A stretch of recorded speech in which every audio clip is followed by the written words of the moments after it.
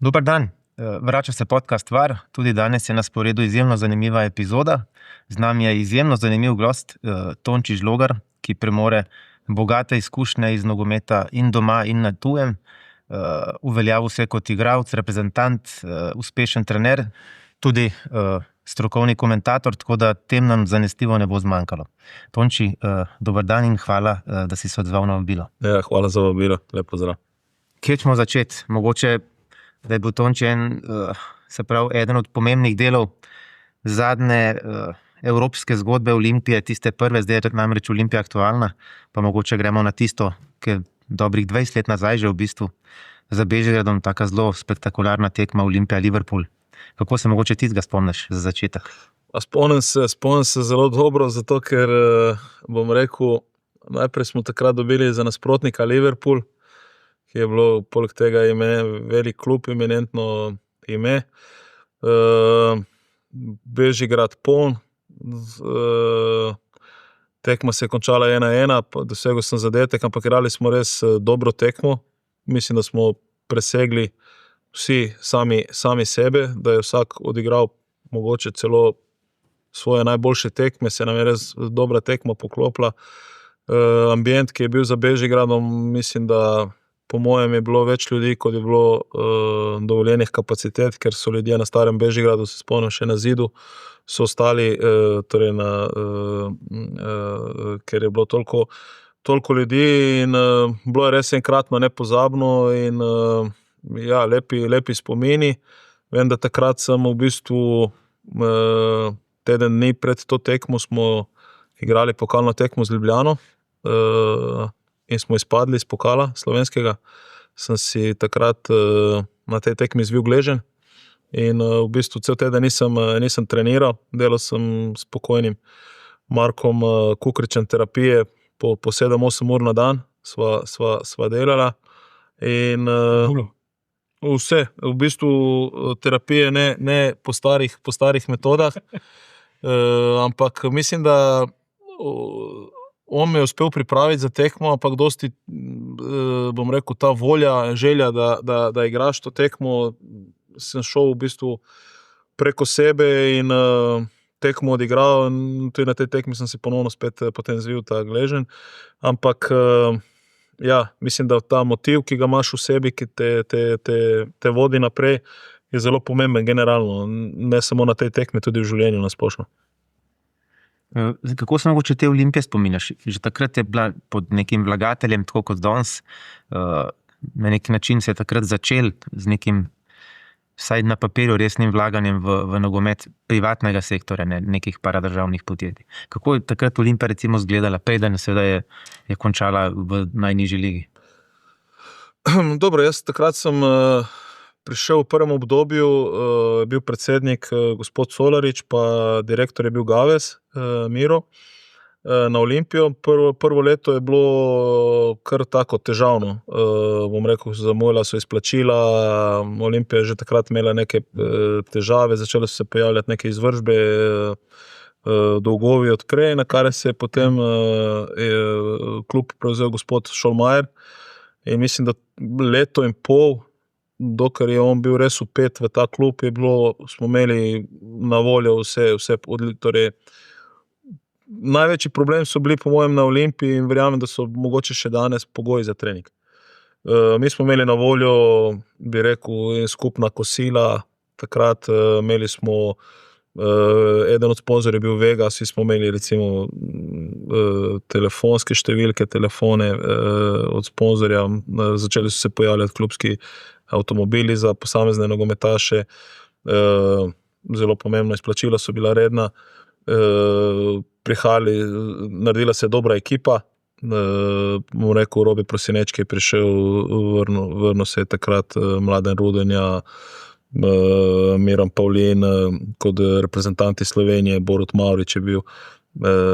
Tako da mislim, da smo imeli zelo dobro ekipo in je delovalo kot nek klub, ki je imel neko vizijo, pač, ki tako bi moglo delovati, samo potem se je pač gospod, mislim, da Šolmar se je začel počasi umikati, klub je imel vse večje težave in na koncu je potem, jaz sem zapustil, mislim, da 2-3 v decembru, sem šel na Ciper. Klub je potem, mislim, da je bila še pol sezone, se je odigrala do konca in je Olimpija potem v bistvu razpadla in šla v 5. ligo. Ti si bil takrat tudi mlajši novinar, Gorazd, kako se ti spomniš tega obdobja? Tončija pa Olimpije pa to. Bolj ta turbulentna Olimpija.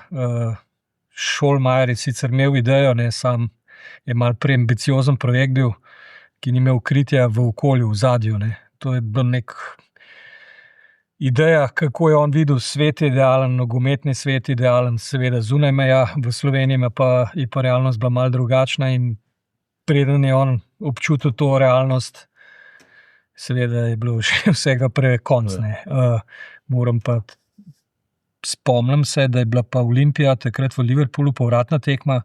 Prvič v zgodovini Liverpoola se je zgodilo, da je bila tekma razprodana v prvem kolu evropskega pokala UEFA takrat.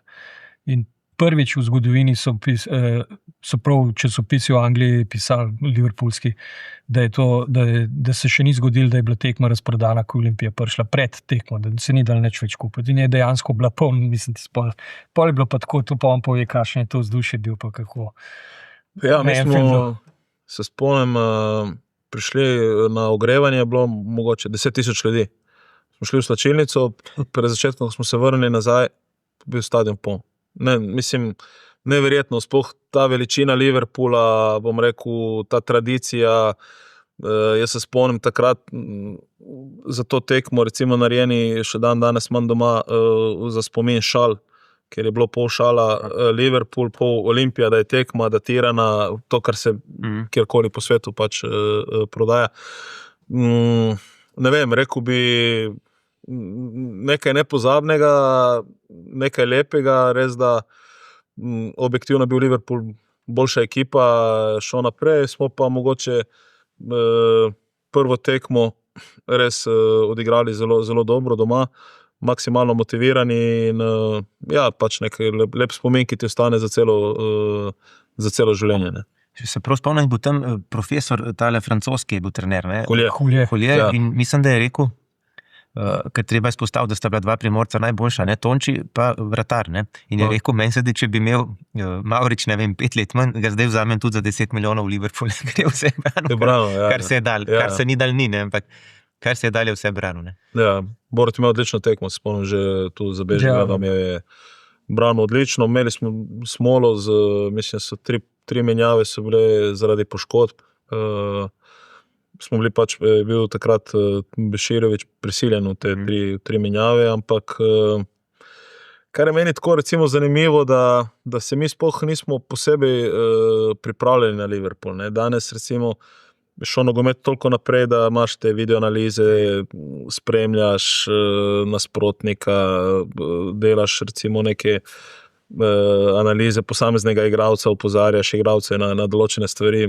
Mi smo takrat v bistvu, jaz mislim, da se spomnim, da je direktor Gaves, mislim, da je bila sobota, je Liverpool igral neko tekmo prvenstva angleškega in nas je takrat poklical posamezne igralce in rekel, dajte se ne spomnim, na katerem programu je igral Liverpool, pa malo poglejte, kar bi rekel danes nekaj nepojemljivega, ampak takrat je tako bilo in mi smo res šli v to tekmo povsem neobremenjeni. Trener Beširović nas je res sprostil, nas sploh ni obremenjeval z nasprotnikom in dali smo vse od sebe, tako da je bilo na koncu izpadlo res dobro. Se spomnim, ker z Beširovićem smo dosti tako se pogovarjali. On je zelo velik stavil na sproščenost.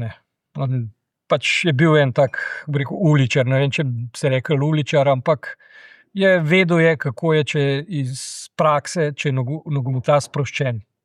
Verjel je, da so profesionalci, da igrajo, znajo igrati, se pravi, ni jih moril s taktikami, on je hotel jih sprostiti.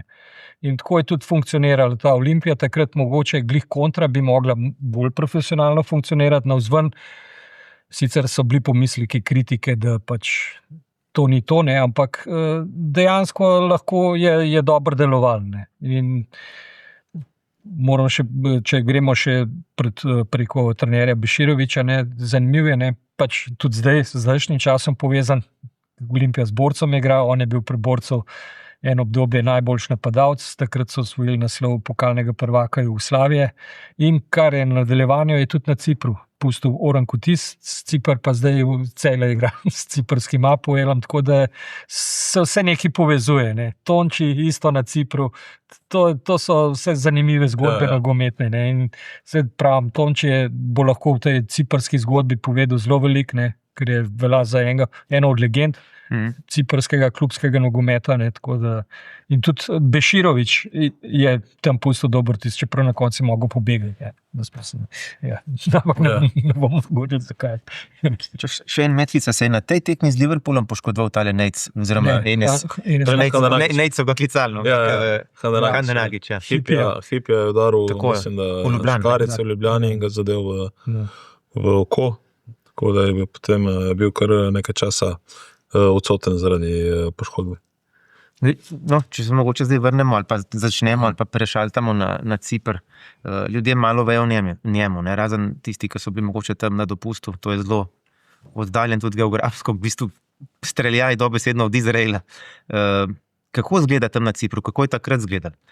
Mogoče za začetek mimo nogometa, kako je to takrat okolje? Življenje bi rekel okolje, ja, jaz se spomnim takrat, jaz sem diplomiral na pravni fakulteti, Olimpija sem videl, kam ta zgodba gre in prva prava ponudba, ko je bila, trener je bil Eli Gutman, to je legendarni izraelski trener, ki je bil tudi selektor Izraela, pa mislim, da je eden najtrofejnejših trenerjev. On je že prej mene hotel pripeljati v Makabi iz Tel Aviva, ampak jaz nikoli nisem, bom rekel, vedno sem imel željo, da bi končal faks in potem šel v tujino. In takrat se je on pač name spomnil, Ružnić je se začel ukvarjati Amir z tem delom in v bistvu sem jaz takrat bil eden prvih Slovencev, ki je šel na Ciper. Zdaj, zelo bi rekel turistična država, prava po mentaliteti južnjaška, torej vse poteka zelo počasi. Infrastrukturno je bila že takrat, bom rekel, razvita. Klima odlična, poleti za moj okus celo nekoliko prevroče.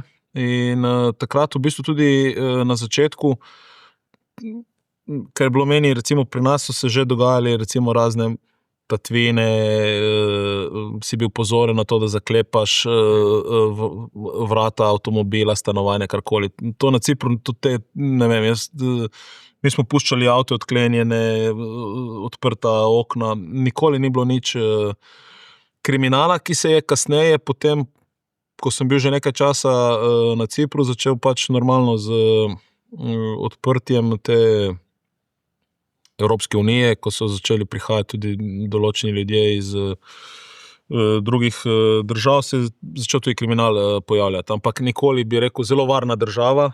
Nimaš kar imeti, ne, vseeno z doku ostane. Vse ostane, ja. Ja, mislim, imaš pač to mejo, ne, s tem nepriznanim severnim delom Cipra, ki je v bistvu nepriznan, ne, ki ga je takrat Turčija zavzela, ampak zelo kvaliteta življenja zelo dobra.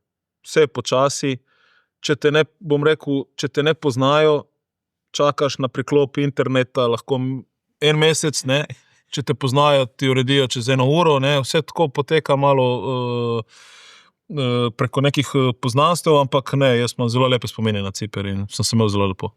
Čakaj, ni ravno Anorthosis, take se je mogel preseliti? Ja, Anorthosis je s Famaguste. Ja. To je v bistvu severno-vzhodni del, bi rekel, Cipra. In oni so takrat, v bistvu cel klub se je, celo mislim, da je eden redkih klubov, ki je prav dobil strani ciprske države lastniški stadion. Torej, stadion je v bistvu last samega kluba. In vsaj takrat je bil, in vem, da je tudi kadarkoli bila neka finančna stiska, si lahko recimo klub neke kredite preko banke vezal na to hipoteko na stadion in so tako reševali. Je pa res, da recimo je nogomet na Cipru je šport številka 1, absolutno. Eno kratko obdobje se je malo govorilo o tenisu, ki je bil Bagdadist takrat v polfinalu, mislim, da Melbourna. Drugače pa ogromno navijačev in pripadnost, bom rekel, pripadnost, ki jo oni kažejo klubu, je nekaj, predvsem te veliki klubi, kot so Omonia, Anorthosis, Apollo, Napoel, je nekaj neverjetnega. Tudi kada klub zapade v neke finančne težave, ima recimo vsak tak večji klub ima po različnih vaseh ali pa mestih na Cipru svoje fan klube. In se tam recimo zbirajo, imajo svoj lokal, tam se zbirajo in potem finančno pomagajo klubom, tako da je, bom rekel, je vse skupaj vpeto zelo v nogomet. Ne? In v nogometu se govori 24 ur na dan. Na televiziji, po radiju, po časopisih. To je konstantno, te prepoznavajo, tako da je šport številka 1. Za gledalce, Tonči je bil, mislim, da 7 let, ne? 6,5. 6,5 na Cipru, je igral za 2 od največjih klubov, se pravi Omonio in Anorthosis. Tako da sem pojasnilo. Zdaj pa mene en drug medklic zanima. Tam smo bili, mislim, da sem bil 3-krat z reprezentanco dol, člansko. Ampak kar me je zanimalo, da če bi se štel gledalca na vseh 3 tekmah, jih je bilo manj kot 1000. Dobesedno manj kot 1000. Mislim, da jih je bilo enkrat 200, enkrat 300, pa enkrat slabih 500. Te pa, če greš pa na klube, ne, je pa to vzdušje kot v Južni Ameriki. A je to zaradi tega, ker so vsi za Grke, pa ne čutijo, da so za Ciper kot reprezentanca, ali kje je ta rak? To me vedno zanima. Ja, Ciper, kaj njih pritegne recimo kot govorim reprezentančni nogomet, pritegne, da bi napolnili stadion ime nasprotnika. Torej, če pride Italija, Nemčija, Španija, se nikoli ni ekstremno poln stadion, ampak je dobro popolnjen, bi rekel. Nasprotniki, ki mogoče medijsko niso toliko zanimivi in ne spremljajo, mislim, da so večinoma osredotočeni samo na klubsko navijanje in pa predvsem mogoče reprezentanca v nekem obdobju je bila blizu neke vrstitvi v dodatne kvalifikacije nekaj časa nazaj in tu so mogoče malo prepoznali, da bi lahko, ampak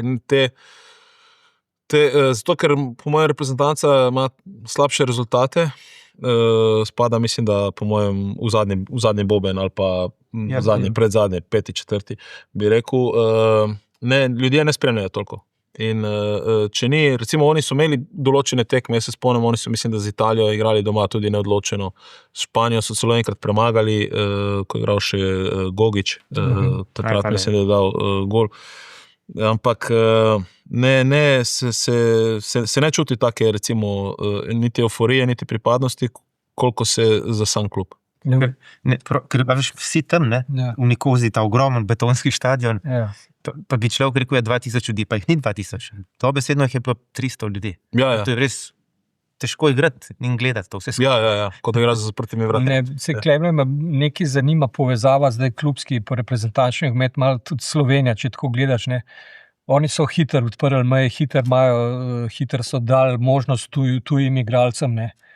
Se pravi, lokalna skupnost je za klube, ne, reprezentance ni, deloma tudi zaradi tega, ali je to en tak upozorilni znak tudi za Slovenijo, ne. Če preveč sprostiš igralce iz tujine, ne, da se počasi bo to prej ko slej poznali tudi na reprezentanci.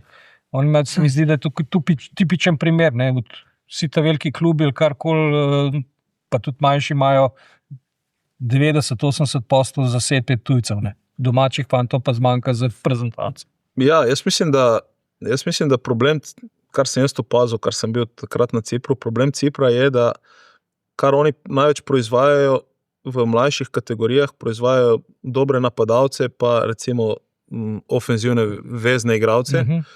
Njihovo osnovno tržišče je, če se ne prebijajo, ali pa tudi, če se prebijajo v enega od teh velikih klubov, je Grčija. Drugam redko da grejo. Po svojih, tudi zaradi samih verjetno klimatskih pogojev, niso, da bi rekel, veliki delavci, niso navajeni trdo delati. Drugače pa je tudi, recimo Ciper je geografsko tako postavljen, da je v bistvu to bila vedno neka trgovina, ne. Je neka ta pot med bi rekel, Afriko in Evropo, ne. In pa Bližnjim vzhodom, ja. In tako je tudi recimo te klubi. To je vsak prestopni rok je, Italijani bi rekli mercato, ne. Agentov ogromno, ogromno so to nekih medsebojnih povezav, ker se vsi poznajo med sabo, vsak nekomu nekaj pomaga in vsak nekoga pozna in to je, vsaka sezona je, ne vem, 8 novih igralcev, 8 jih gre, ne, bom rekel, in to se konstantno menjava in to so ponovadi so vse, mislim, tujci, to so pač, imajo Evropska unija pasoš, ne. In oni imajo pač, ja, dosti, jaz se spomnim takrat, ko smo mi bili in z Omonjo in pa z Anorthozisom, ko smo bili prvaki, jaz ne vem, če smo imeli mogoče z Omonjo, ja, potem ja, ker so vračali te reprezentante iz Grčije, Okasa, Konstantinova, jih je bilo 5-6 Ciprčanov, v Anorthozisu, ko smo bili, pa mislim, da mogoče eden kapetan je bil prav Ciprčan, drugače smo bili večinoma vsi tujci. Včasih je več slovenskih igralcev igralo, zdaj zadnja leta jih ni toliko, ne. Po tvojem dobju je bilo kar veliko. Ja, takrat spomnim, da se je bilo ogromno, bil je Marko Barun, v Limassolu je bil takrat Bojan Prašnikar je bil trener, pa so bili, mislim, da Bolajič, Sešlar, Javornik, Vugdalič, mislim, da je bilo takrat ogromno, Ipavec je bil, Kapič, mi smo bili skupaj v Paralimniju. Zdaj, potem sta bila Grabič pa Zelkovič v Peji, to je bil en klub v prvi ligi. No, si bilo, ja, kar nekaj. Jaz mislim, da tu na Cipru se je malo, ko bi rekel, ta špansko in portugalsko, bom rekel, njihovi trenerji ali pa športni direktori so prevzeli tudi to tržišče. Včasih je bilo to bolj balkansko. Zdaj to ni, zato se potem to obrača, ker španska stroka, recimo nogometna, je zelo prodorna in imajo odprta vrata, bom rekel, povsod po podobno v Grčiji, ne? V Grčiji je šlo tudi na te Špance pa Portugalce in je tudi očitno posledično s sabo izigral. Ja, seveda, potegne eno z drugim, ja. Čak sem Prašnikar ni bil v Polonu, je bil AEL, ne? AEL, ja. AEL Limassol, ja.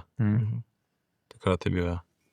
Takrat jih je bilo, mislim, da je bilo takrat, ko je bil on trener, je bilo kar, spomnim, Čorović je bil Nemanja, ki je bil takrat v Mariboru napadalec. Ja. Zdaj, mislim, da je bil Marko Simunović, golman. V Olimpijakosu je bil, ne? On je bil v Olimpijakosu, predtem je bil tudi, sta bila on pa Pavlin v Olimpijakosu, potem je Marko bil v AEL-u, Rudonja je bil v Anorthozisu, pa v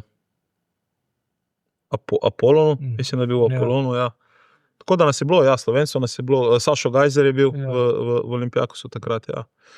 Ampak Ciper, bi rekel, je v tistem obdobju, recimo, ko sem jaz bil, potem seveda, oni so imeli ta bančni zlom, ne, so imeli to gospodarsko krizo, se je ogromno vlagalo v nogomet, ne. Ogromno se je začelo vlagati in so prihajali res dobri tuji nogometaši. In tu so potem so se rezultati začeli kazati predvsem na evropskem nivoju. APOEL, mislim, da je takrat prišel v četrtfinale Lige prvakov, če se ne motim. Z Realom igral. Z Realom je spadal, ja.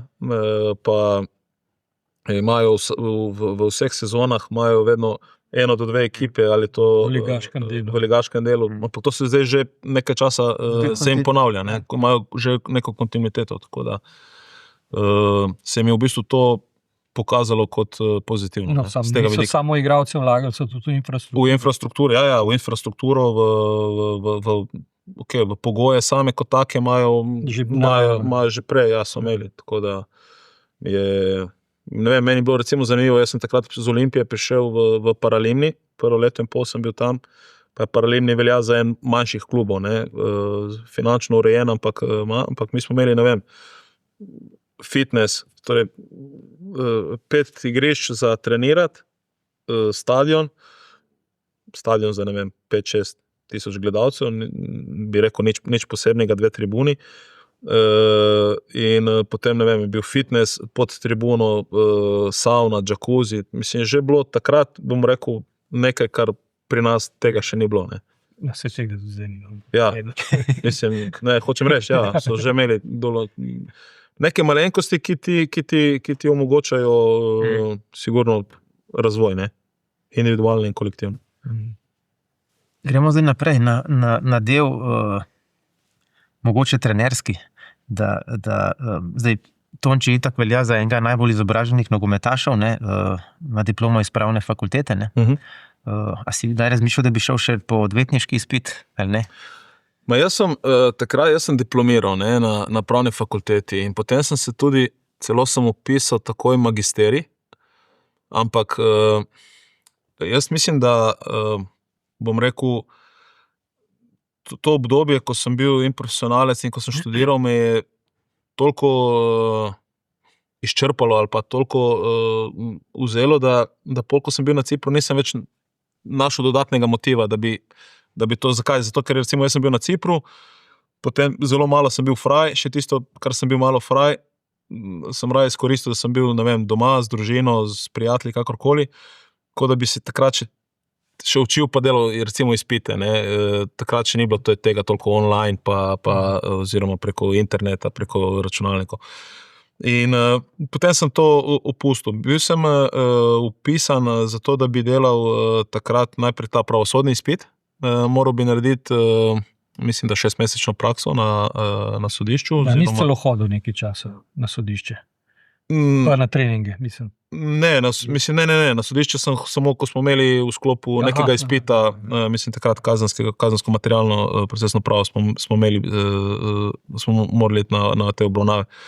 In potem sem jaz v bistvu se vrnil z Cipra in nisem več, v bistvu dobil sem družino, torej majhni otroci in nisem več našel motiva v temu, ne. Jaz sem bil odsoten kar nekaj časa, malo sem vse to, v bistvu to znanje, ki sem ga pridobil na pravni fakulteti, sem potem šel, da bom reč, ven iz tega, ne.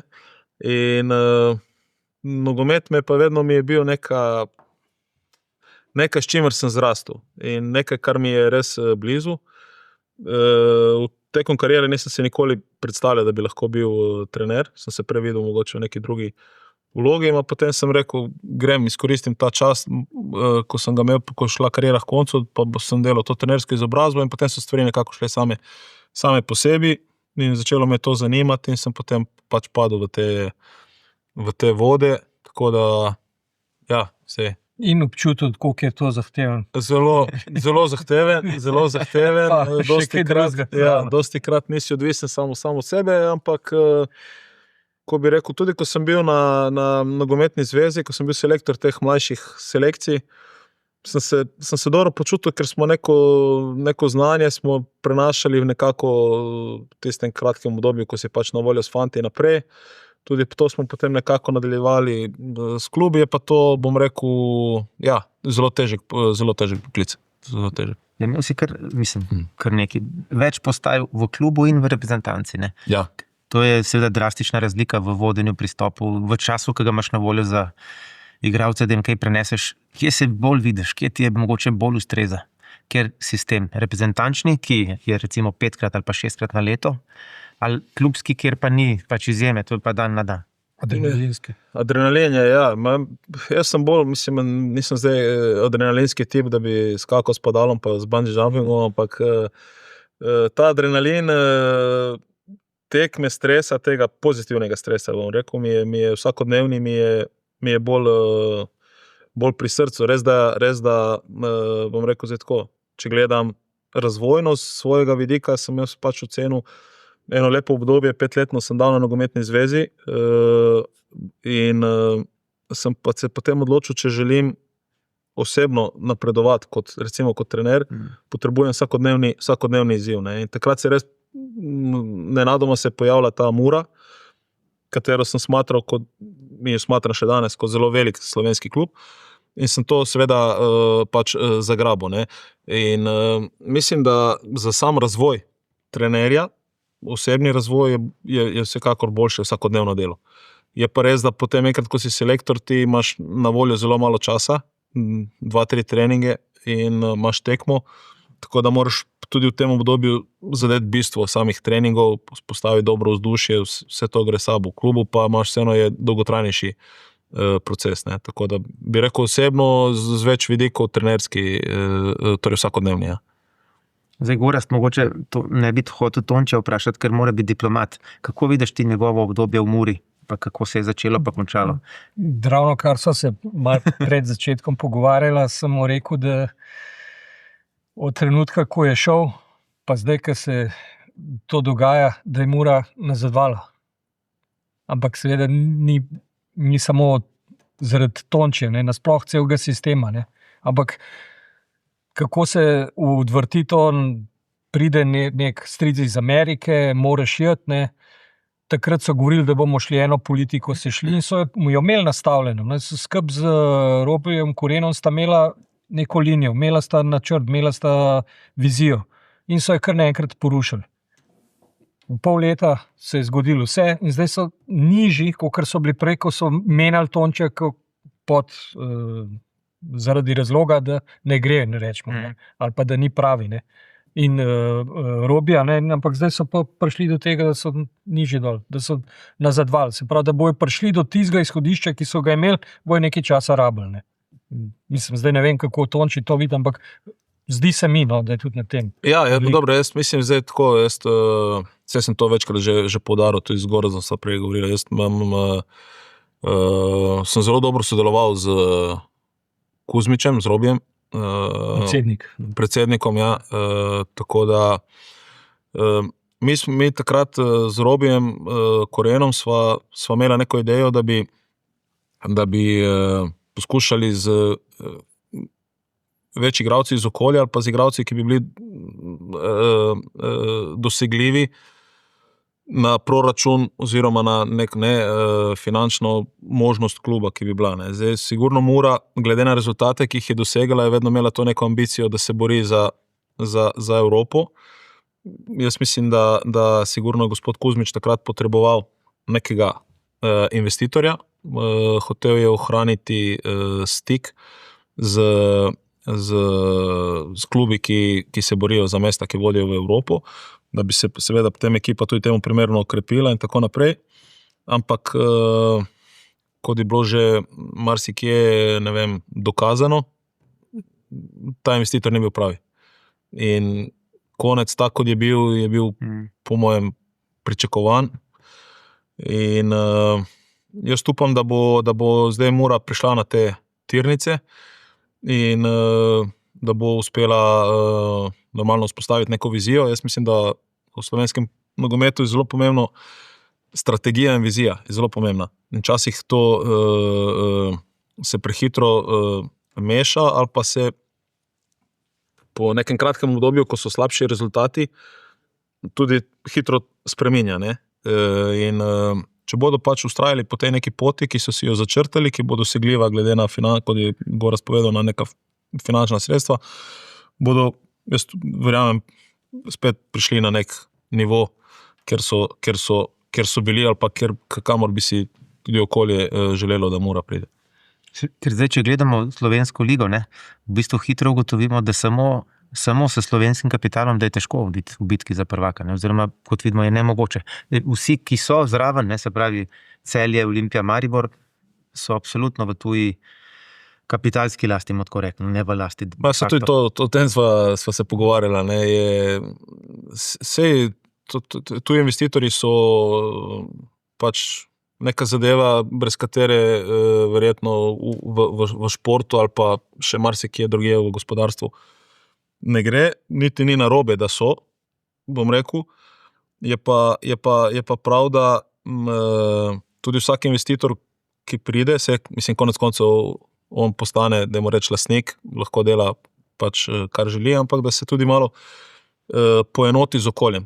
Ne? In jaz mislim, da kot vsaka stvar, recimo, če mi samo kopiramo neke modele od drugje in jih ne poenotimo ali pa se ne poistovetijo te projekte z našim okoljem, kot bi rekel moj bivši trener, Šoškič, bi rekel, kopija nikoli nikad ne vredi kot original, ne? In to je res.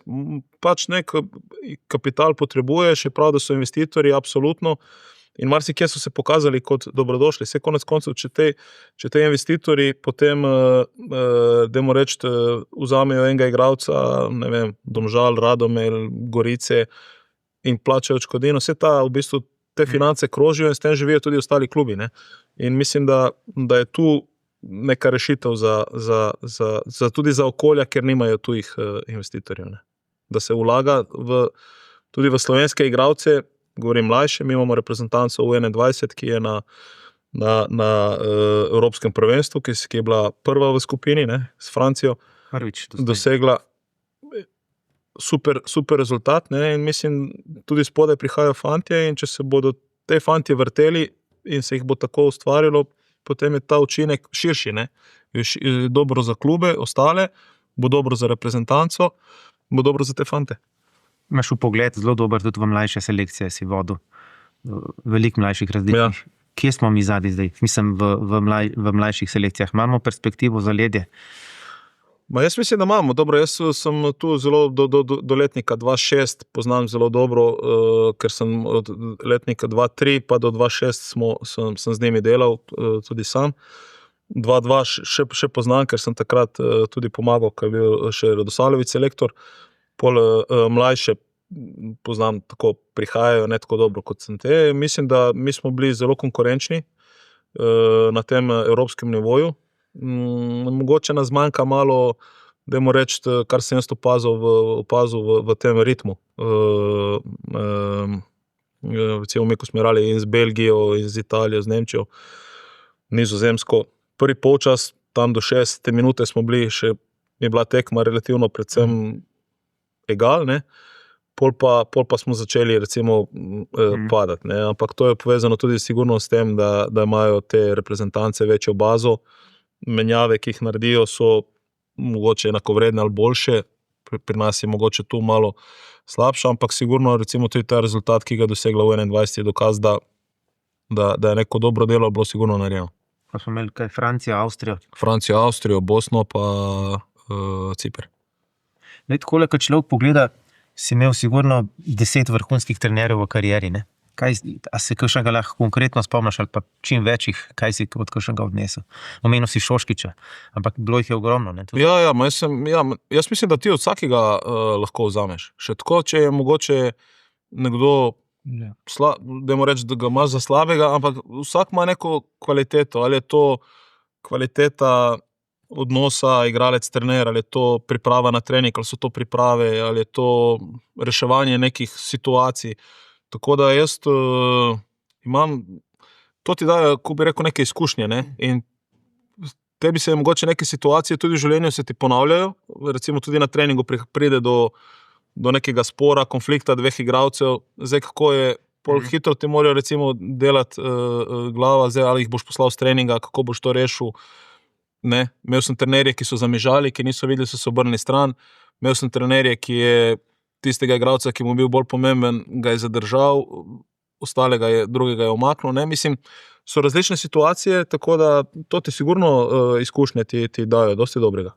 No, sej, tebi mora dati se, naprimer, bil si v 2 rodovih reprezentančnih, ki sta nekaj naredila, mi pod Srečkotom in pod Matjažem Kekom, ne, in kako pa si 2 različna rodova, ampak probegel si zraven. Kako si videl ta obdobje? Ja, pri Srečkotu takrat to obdobje zlate generacije, sem bil še v bistvu mlad, ne.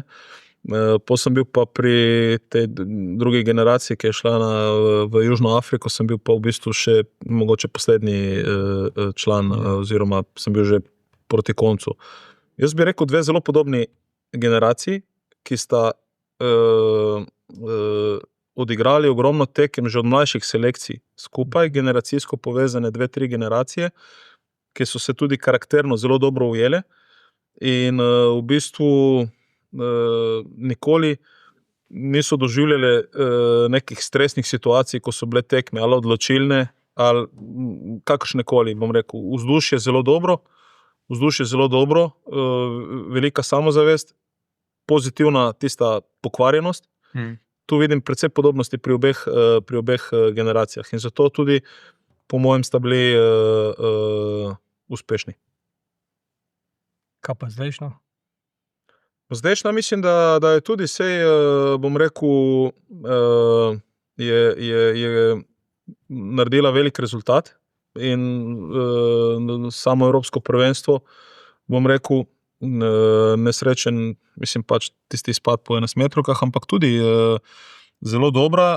Zdaj treba samo naprej, normalno, ko narediš dober rezultat, so pričakovanja ostanejo visoka, ne.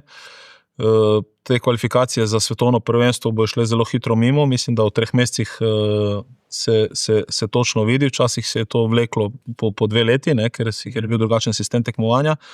In ti v bistvu moraš imeti tu zdaj malo kot selektor tudi sreče, da so te ključni igralci v tem septembrskem, oktobrskem, novembrskem terminu, da so v top formi, ne. Vsaj velika večina njih, torej da igrajo v klubih, da so v top formi, ne. Torej je dosti dejavnikov, ki vpliva na to, ampak tudi, ja, sigurno bom rekel to, mogoče generacijo manj poznam, kot da bi doživljal ali pa igral z njimi, ne, ker so, ampak sigurno Matjaž ima ogromno izkušenj, ker je bil, bom rekel, je že izkušen trener, zraven je predvsem recimo Novaković, prej bil še Boštjan, tako da se neko znanje prenaša naprej. Ne. Spoznal si tudi vlogo, ne bom rekel novinarja, ampak vsekakor v medijih, strokovni komentator, to si del zgodbe ob kakšnih tekmah, prenosih. Kako to vidiš, koliko ti to ustreza, oziroma a si dobil kakšno novo, bogatejšo izkušnjo tudi z druge strani te iste, bom rekel, gospodarske zgodbe nogometne, se pravi, na eni strani nogomet, igralci, trenerji, na drugi strani novinarji, komentatorji. Ne imaš tudi ta drugi pogled, kako se ti ta zdi? Ma ne, meni se zdi, ko bi rekel, to mi je v redu, s tem, da moram biti, bom rekel, pošten, da vedno se rad komentiram tekme, ker gledam, rad komentiram, si prisoten na tekmi, to mi je všeč, ne rad pa komentiram delo trenerjev. Dokler se bom ukvarjal s trenerskim poklicem, bom korekten do mojih kolegov in njihovega dela ali pa njihovih odločitev nikoli ne bom, mogoče si v neki neprijetni situaciji, mogoče bi ljudje tudi si želeli slišati neko, ampak vsak trener pripravlja ekipo na svoj način, vsak je s temi igralci vsak dan, več ur na dan in ima najboljši vpogled. Zdaj, ali on dela prav ali ne dela prav, ali sem jaz delal prav ali nisem delal prav, je vedno stvar debate in nogomet je zanimiv, ker ga vsi gledajo in so vsi trenerji, selektorji, kakorkoli pač. Tako da se vedno v teh ocenah poskušam vedno kar se izogniti oceni dela trenerja in biti korekten do svojih kolegov, ker tako se mi zdi prav. Če pa en dan, recimo kot je, ne vem, Joško Jeličić, ki je na hrvaški televiziji, on pove kot mislim, kot dejansko vidi stvari, kot je, ampak to je tudi dobro, ker on ni vezan na to, da bo mogoče en dan trener, ker potem tudi vedno se ti to vrne kot bumerang, vedno. Ne? Ker tudi ko si trener, dajmo reči, ti vedno ne moreš biti uspešen. Ne? Uspešna pot trenerja je, po mojem, da imaš v trenutkih, ko nimaš rezultatov, da imaš za sabo ljudi, ali je to športni direktor, ali je uprava kluba, ki prepozna neko tvoje delo, prepozna to in ti takrat ščiti hrbet, normalno, to ne more iti v nedogled, ne? Ampak dajmo reči, ker mislim, da ni trenerja, kateri ima samo pot navzgor.